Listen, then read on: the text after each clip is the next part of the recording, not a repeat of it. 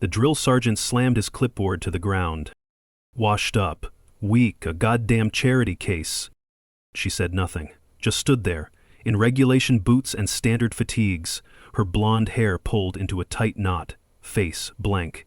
This was Fort Braxton, where the top 1% of soldiers fight to survive training. And she looked like a nurse who got lost. Staff Sergeant Rodriguez circled her like a wolf. 40 elite recruits smirked, waiting for her to break. But she didn't flinch. Didn't even blink. Then he grabbed her shoulder. In one motion, she twisted his wrist, slammed him to the dirt, and whispered something into his ear. His eyes widened. He scrambled to stand, then saluted. No one laughed after that, not when they saw what was inked behind her ear, a serpent coiled around a black dagger. Only Ghost Viper operatives had that mark. But what they didn't know about this quiet woman would change everything. Why wasn't she fighting back? In 48 hours, grown men would be standing at attention, tears streaming down their faces as they learned the truth about the soldier they'd dismissed as weak. Some secrets are worth more than silence, and Grace Mitchell carried one that would shatter every assumption about what strength really looks like. Fort Braxton Elite Training Academy stood like a fortress against the North Carolina sky, its Spartan barracks housing 40 of America's most promising military minds. At 0500 hours, the compound erupted with the sounds of combat boots hitting gravel, drill instructors barking orders, and the rhythmic counting of push-ups echoing across the training grounds. This wasn't just another military facility, it was where careers were made or destroyed, where the difference between good and legendary was measured in seconds and millimeters. Grace Mitchell arrived on a Tuesday, the last trainee to report, carrying a standard-issue duffel bag and wearing the same olive-drab fatigues as everyone else. No fanfare announced her arrival, no special introduction marked her entrance.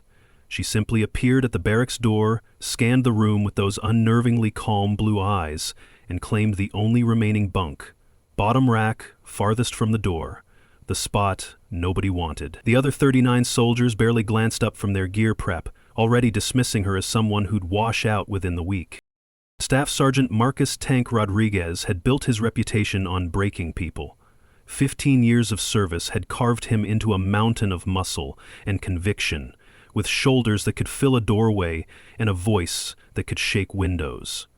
He believed in the old ways, the hard ways, the ways that had supposedly made America's military the finest fighting force on earth. Women, in his not-so-personal opinion, were a political accommodation that weakened the warrior culture he'd devoted his life to protecting. Tank had never seen real combat, a fact he compensated for with volume and vitriol. Commander Patricia Hayes watched it all from her office window, her 25 years of service evident in the web of lines around her eyes and the measured way she moved through the world. She kept detailed files on every trainee, knew their histories, their potential, their weaknesses. But Grace Mitchell's file was different, thinner than the others. Gaps where there should have been details, redactions where there should have been assignments. Hayes had seen enough classified documents to recognize when someone was being deliberately obscured. The daily routine at Fort Braxton was designed to break down and rebuild. Physical training began before dawn, followed by weapons drills, tactical exercises, psychological evaluations, and classroom instruction that pushed minds as hard as bodies. Every moment was observed, every action evaluated, every weakness cataloged. The hierarchy wasn't just maintained, it was weaponized, with public praise and humiliation serving as tools to forge these raw soldiers into something harder, sharper, more lethal. Grace moved through it all like water through rocks. She completed every task with quiet competence, never excelling enough to draw positive attention, never failing enough to warrant correction. She spoke only when directly addressed, ate alone, and disappeared during the brief recreational periods. The others started calling her Ghost, not as a compliment, but as a dismissal of someone who barely seemed to exist. They didn't notice the way she held her rifle with the unconscious familiarity of someone who'd carried one for years. They didn't see how her eyes tracked every entrance and exit, or how she positioned herself with clear sightlines at all times. Tank noticed her silence and mistook it for weakness. Each day his comments grew sharper, his corrections more public. "Mitchell?" he'd bellow across the training ground. "My grandmother moves faster than you, and she's been dead 10 years. The other soldiers would laugh, grateful the target wasn't them. Grace would simply nod, adjust, and continue. Her lack of response only fueled Tank's conviction that she didn't belong there. By the end of the first week, he'd made her his special project, the example of everything wrong with the modern military. Have you ever been underestimated because of how you look? Grace's reaction to Tank's escalating campaign would puzzle everyone. When he announced a special evaluation exercise designed to weed out the unfit, she did something none of them expected. She smiled. Tank called it Operation Weakness, and he'd designed it with the specific intention of public humiliation. The obstacle course stretched across 200 meters of Fort Braxton's most challenging terrain. Walls to scale, ropes to climb, mud pits to crawl through, and barriers that required both strength and strategy to overcome. Standard completion time for elite soldiers was 12 minutes. Tank set Grace's limit at 8, loaded her pack with an extra 20 pounds of gear, and handed her the most battered equipment from the supply shed. The entire training company gathered to watch what everyone assumed would be a spectacular failure. "Ladies and gentlemen," Tank announced through his megaphone, his voice dripping with false concern, "today we'll witness what happens when political correctness meets military reality. Mitchell here thinks she belongs among warriors. Let's see if she can even finish the course designed for real soldiers." The crowd shifted uncomfortably, some laughing nervously, others exchanging glances that suggested Tank might be pushing too far. Grace said nothing. She simply stripped down to her tank top in the 40-degree morning air, revealing arms corded with lean muscle and a back mapped with scars that told stories none of them could read. The starting pistol cracked.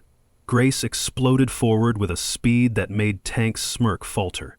She hit the first wall at full sprint, using momentum to carry her up and over in one fluid motion.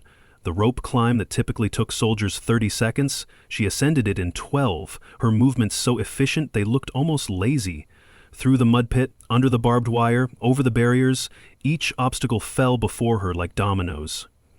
But she didn't look back. The crowd's jeers died in their throats as the timer displayed numbers that shouldn't have been possible. 7 minutes, 14 seconds.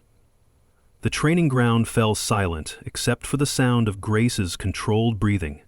She wasn't even winded. Tank's face had gone from red to white, his mouth working soundlessly as he tried to process what he'd just witnessed. The silence stretched until it became uncomfortable, then oppressive. Soldiers who'd been placing bets on how quickly she'd quit were now fumbling for explanations. Equipment malfunction, timer error, some kind of trick? The moment shattered when a black SUV pulled up to the training ground, its government plates and tinted windows marking it as someone important. Lieutenant Colonel James Morrison stepped out, and the atmosphere shifted instantly. Reaper Morrison was a legend, the kind of officer whose stories were told in hushed voices, whose missions were classified before they even began.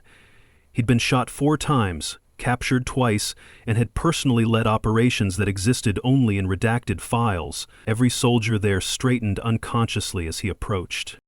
Morrison's eyes swept across the training ground, past Tank, past the assembled soldiers, and locked onto Grace. His expression shifted through several emotions in rapid succession: surprise, recognition, and then something that looked remarkably like awe. He crossed the distance between them in quick strides, and what happened next would be burned into the memory of everyone present. Lieutenant Colonel James Reaper Morrison, decorated warrior and living legend, snapped to attention and delivered a parade ground perfect salute to the woman they'd all been mocking. "Ma'am," his voice carried across the silent training ground, "it's an honor to serve with you again." Grace returned the salute with the same precision, her expression remaining neutral. "Thank you, Colonel," she said simply, then turned and walked toward the barracks as if nothing unusual had happened. Behind her, 40 jaws hung open, minds racing to recalculate everything they thought they knew. Tank's authority, built on volume and intimidation, crumbled in real time as soldiers began whispering among themselves. "Who is she?" The question rippled through the crowd like wildfire. Tank, desperate to salvage his position, turned on Morrison with barely contained fury. "Colonel, I don't know what kind of favoritism game you're playing, But this is my training ground, and that woman—" Morrison's look cut him off mid-sentence.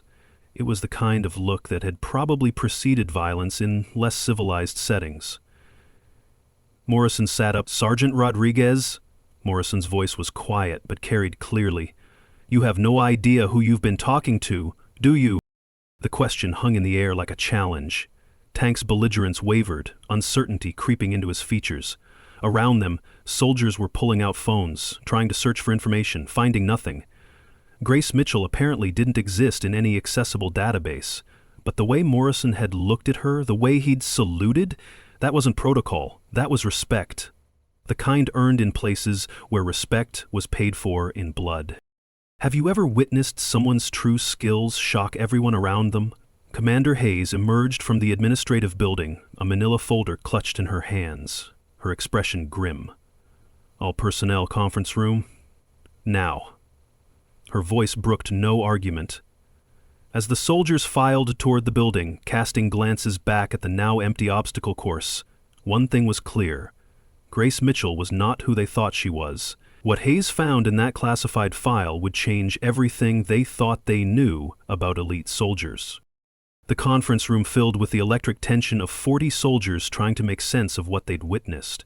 Commander Hayes stood at the front, her usual composed demeanor cracked by something that looked like reverence. Beside her, Lieutenant Colonel Morrison waited with the patience of a man who'd learned to be still in sniper hides and enemy territory. Grace stood apart from the group, back straight, eyes forward, as if she were somewhere else entirely. Tank pushed his way to the front, his face mottled with rage and confusion, still trying to assert an authority that everyone could feel slipping away. "Quiet," Hayes commanded, though the room was already silent. She opened the manila folder with hands that weren't quite steady. "What I'm about to tell you is classified at the highest levels. The only reason you're hearing it is because Colonel Morrison believes you need to understand who you've been training alongside." She paused, looking directly at Tank. "Who some of you have been systematically attempting to break." The words landed like a slap. Tank's jaw worked, but no sound came out. Morrison stepped forward, his bearing shifting from soldier to storyteller, though his tale would be far from fiction. "Ladies and gentlemen, meet Widow 27. The call sign meant nothing to most of them, but a few of the more experienced soldiers went pale.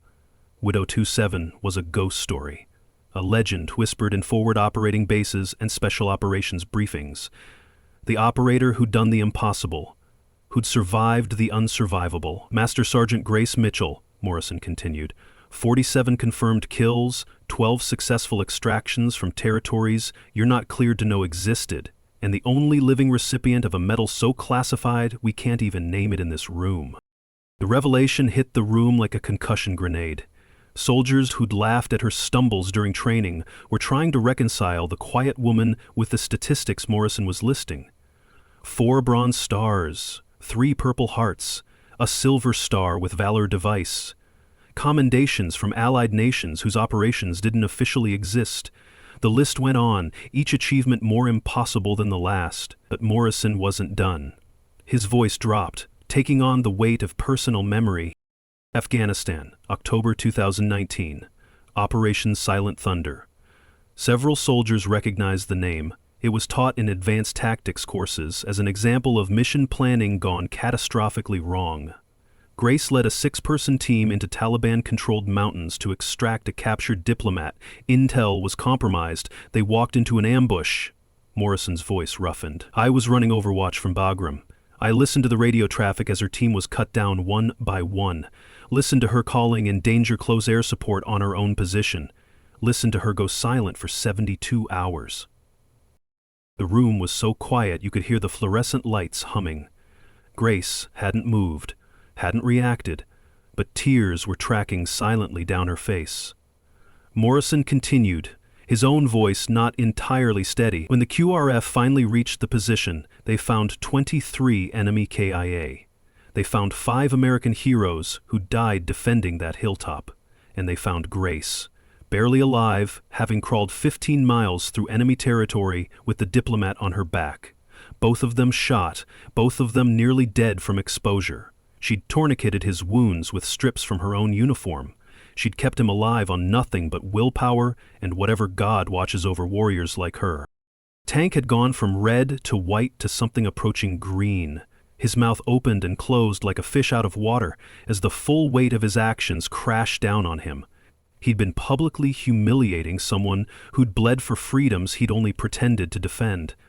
Around him, other soldiers were having similar revelations. The woman they'd called Ghost and Quota had earned her silence in ways they couldn't even imagine. A few of the veterans in the room had already come to attention, rendering salutes that Grace acknowledged with the slightest nod.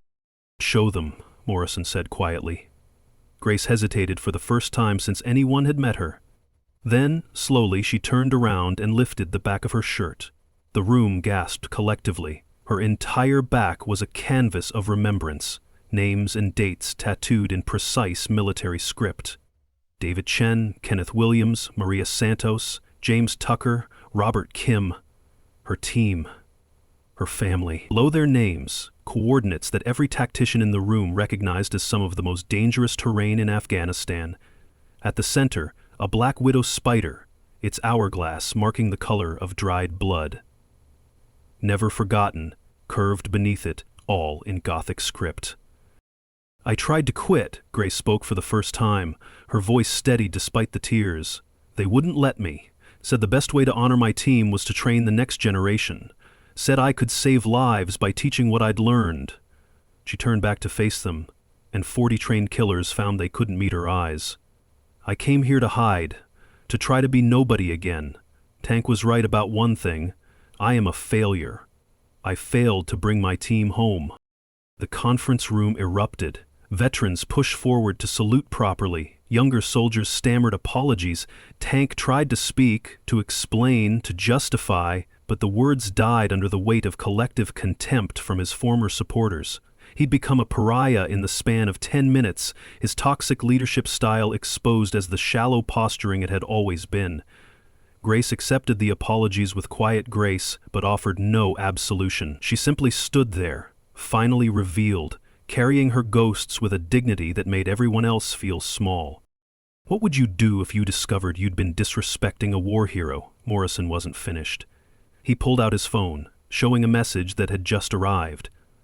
"Speaking of saving lives," he said, his professional mask sliding back into place, "we have a situation developing 30 miles from here.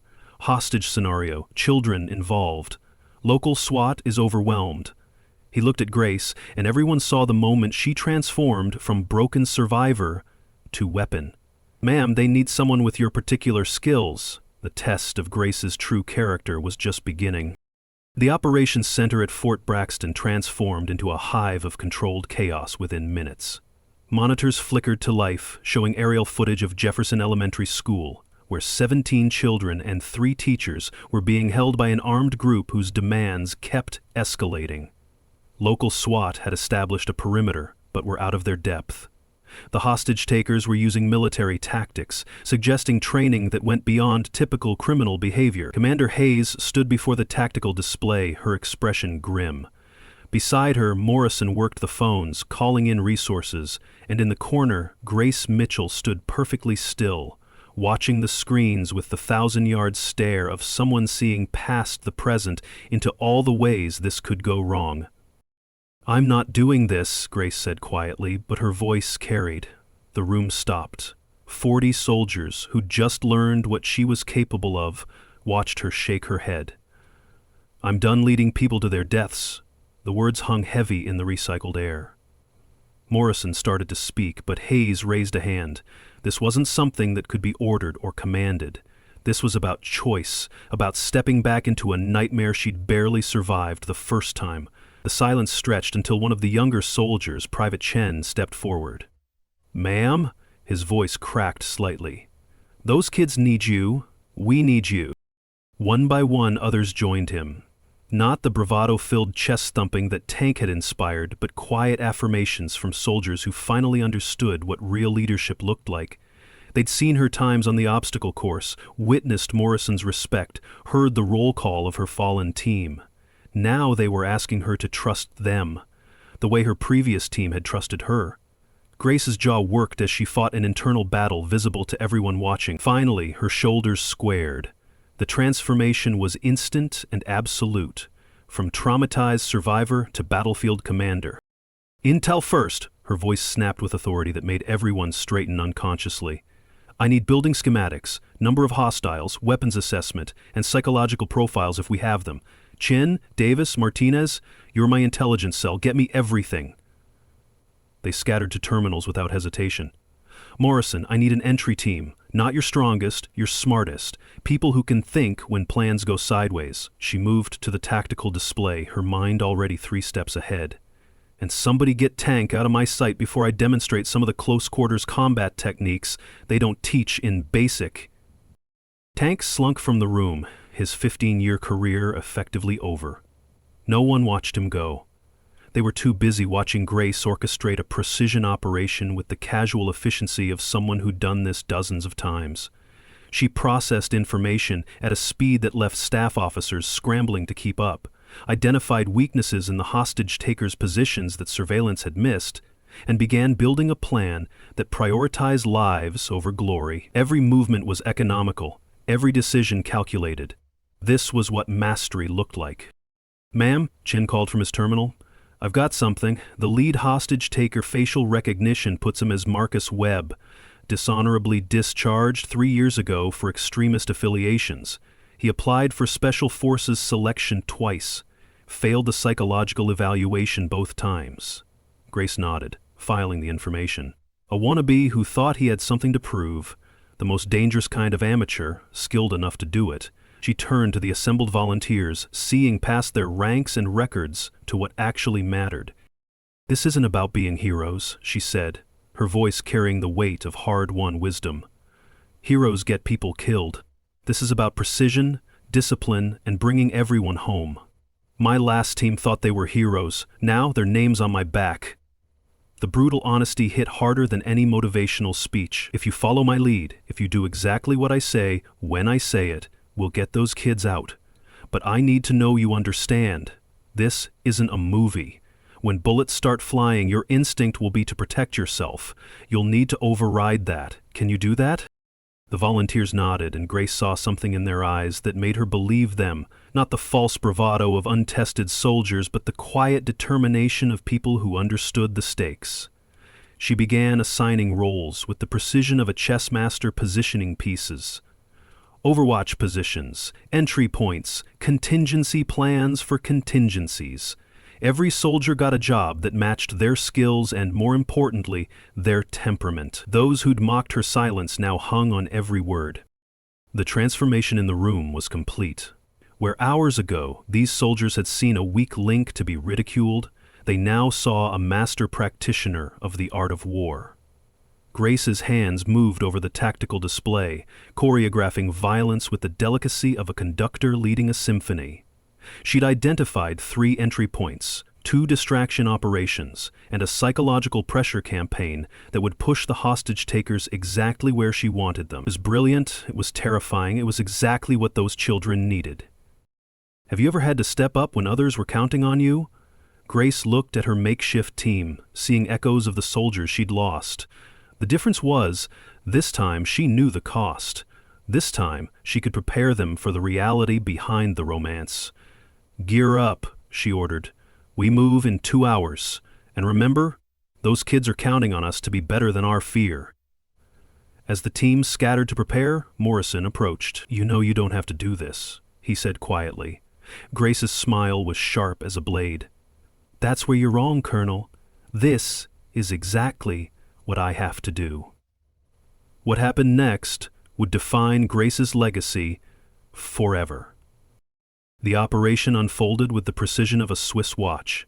Grace's team moved through Jefferson Elementary like shadows, each member executing their role flawlessly. The psychological pressure campaign had worked exactly as planned. The hostage-takers, convinced they were surrounded by a much larger force, had consolidated in the cafeteria just as Grace had predicted. 2 hours and 17 minutes after the first breach, all 17 children and 3 teachers emerged unharmed. The hostage-takers were in custody, not a single shot fired. It was textbook perfect, the kind of operation that would be studied in tactical courses for years to come. But the real revelation was yet to come. Back at Fort Braxton, as the adrenaline faded and the team gathered for debrief, Commander Hayes stood before them with an expression none of them could read. "Outstanding work," she began, then paused. "All of you, especially those of you who showed character under pressure, who protected others when it mattered, who learned from your mistakes." Her eyes moved deliberately from face to face. "Which brings me to why Master Sergeant Mitchell is really here." The room tensed. Grace, cleaning her weapon with mechanical precision, didn't look up. Hayes continued. "This wasn't random. This wasn't about her hiding or healing. This was her final mission." The words landed like a bombshell. Morrison stepped forward, adding his voice to the revelation. 6 months ago, the Pentagon identified a critical problem. We're losing the next generation of warriors to toxic leadership, outdated training methods, and a culture that values volume over competence. We needed someone to identify the future leaders, the ones who could adapt, who could think, who could inspire through action rather than intimidation. We needed someone who could see past the surface to what really matters. He gestured to Grace. "We needed Widow 27. Grace finally looked up, her expression unreadable. "Every stumble, every moment of silence, every time I let Tank target me. I was watching who laughed, who looked uncomfortable, who tried to quietly help, watching who put completing the mission above personal glory, who adapted when plans changed, who protected their teammates even when it cost them." She stood, moving to face the assembled soldiers. "I've been writing evaluations since day one. Not about your PT scores or your marksmanship, about your character." The revelation recontextualized everything. Her silence hadn't been weakness, it had been observation. Her isolation hadn't been antisocial behavior, it had been assessment. She'd been a wolf among sheep, but not hunting, selecting, testing, measuring. Several soldiers shifted uncomfortably, remembering moments they'd shown their true colors, for better or worse. Tank's systematic campaign of humiliation had been the perfect catalyst, revealing who would stand up to authority when it was wrong, who would follow along, who would actively participate in cruelty. "Private Chen," Grace called out. The young soldier straightened. "Day 3, you slipped me an extra protein bar when Tank ordered reduced rations. You thought no one saw." Chen flushed. "Specialist Martinez, you consistently paired with struggling teammates during exercises, even though it lowered your own scores. Lieutenant Morrison, you questioned Tank's methods privately with Commander Hayes 4 times. One by one, she revealed moments of character that the soldiers thought had gone unnoticed. Small acts of courage, integrity, compassion. The qualities that actually mattered when lives were on the line. I've selected 5 of you for a new program," Grace announced. "Not the strongest or the fastest, not the ones with the best records or the most commendations. The ones who showed me they could be trusted with other people's lives." She listed the names, and they weren't who anyone expected. The quiet ones, mostly. The ones who'd focused on the mission instead of personal advancement. The ones who'd shown growth, who'd learned from mistakes, who'd put team before ego. They were the future Grace had been sent to find. Tank's fate became clear in that moment. He hadn't just been humiliating a war hero, he'd been failing the most important test of his career. His toxic leadership, his bullying, his inability to recognize true strength when it stood before him had been carefully documented. Within hours, he'd receive orders for mandatory retirement, his methods deemed incompatible with the military's future. He'd become a case study in what not to do, a cautionary tale told in leadership courses about the danger of confusing volume with authority, cruelty with strength. Grace's final address to the camp was brief but powerful. Standing before the assembled company in the morning light, her back tattoo visible through her tank top, she spoke about leadership, about sacrifice, about the true meaning of strength. "The silence of an experienced person is worth more than 1,000 boasts from someone who's never truly fought," she said. "Remember that. In combat, in life, the loudest person in the room is rarely the most dangerous. Learn to recognize quiet competence. Learn to value character over charisma. Learn that true strength protects the vulnerable instead of exploiting them." What assumptions have you made about quiet people in your life? As the sun climbed higher, Grace packed her few belongings with the same quiet efficiency she'd shown in everything else. No ceremony marked her departure. No fanfare announced her next mission. She simply walked to the waiting vehicle where her selected 5 were already loaded, ready for whatever came next. The remaining soldiers watched her go, understanding finally that they'd been in the presence of something rare. A true warrior who measured victory not in bodies dropped, but in lives saved, futures shaped, potential realized. The barracks felt different after she left. Her bunk, made with military precision, held a single piece of paper. "Never underestimate the quiet ones," it read in her precise handwriting. Below that, coordinates. Not to a battlefield or a tactical position, but to Arlington National Cemetery, Section 60, where her team lay waiting for their next visit. The message was clear. Honor came not from volume or visibility, but from service, sacrifice, and the willingness to bear witness to those who'd given everything. Commander Hayes would later tell investigators that Grace Mitchell's assessment had identified not just 5 future leaders, but a fundamental shift needed in military culture. The report she filed would reshape training programs across all branches, emphasizing character assessment alongside physical prowess. Emotional intelligence would become as valued as tactical knowledge. The age of Tank Rodriguez was ending. The age of quiet professionals like Grace Mitchell had begun. Somewhere, in a location known only to a handful of people with the highest security clearances, Grace was already preparing the next generation of warriors, not to be the loudest or the strongest, but to be the kind of leaders who could inspire through action, who could carry others through the darkness, who understood that true strength whispers while weakness shouts. Grace disappeared into the morning mist, but her legend lives on in every soldier who learned that true strength whispers while weakness shouts. In training grounds across the country, instructors would tell the story of Widow 27, the operator who'd lost everything and chosen to transform that loss into purpose. They'd speak of the silence that spoke volumes, the competence that needed no announcement, the leadership that led by example rather than volume. And in the quiet moments before dawn, when new recruits struggled with doubt and fear, they'd remember that somewhere out there, Grace Mitchell was still watching, still selecting, still shaping the future, one quiet observation at a time. Mình biết rằng có nhiều bạn nam đang theo dõi series này. Mình là Daisy và mình tin rằng hiểu được câu chuyện của người phụ nữ sẽ giúp chúng ta trở thành một người đàn ông tốt hơn. A Simple Woman, subscribe để khám phá nội tâm phong phú này nhé.